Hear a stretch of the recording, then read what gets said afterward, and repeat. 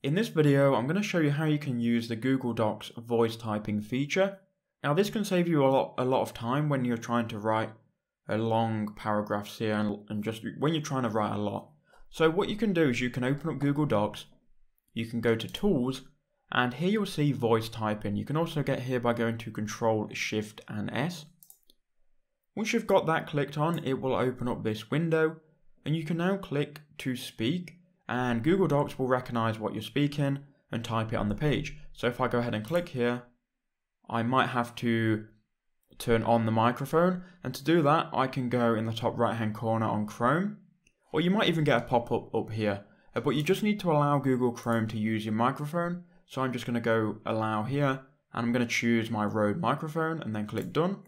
So now if we click, it should work. I'm actually just going to change this to my laptop's microphone because I'm using the Rode microphone for this voice tutorial. So we're going to click done. So we have now got it recording and it should now be picking up our voice. And you can see it does a really good job of noticing and realizing what I actually say.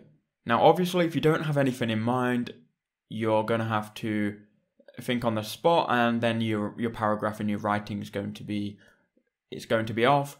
But for the most part, it does a good job of recognizing what you're saying. Now, the only bad thing about this is it doesn't add any punctuation or full stops. So you've got "so we have now got it recording," and it should now be picking up a voice. And you can see it was a really good job of noticing and realizing what I actually say. Full stop. Now, there are going to be errors with this, but the idea is you can get your thoughts down onto paper really quickly by speaking.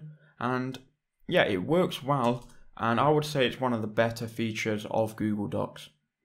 So you can use this if you want. Obviously, you're going to have to skim through it and change stuff. And obviously, you're going to have to proofread it. But please do leave a like if it was helpful. Make sure you comment down below and let me know what you're going to use this for in the comments.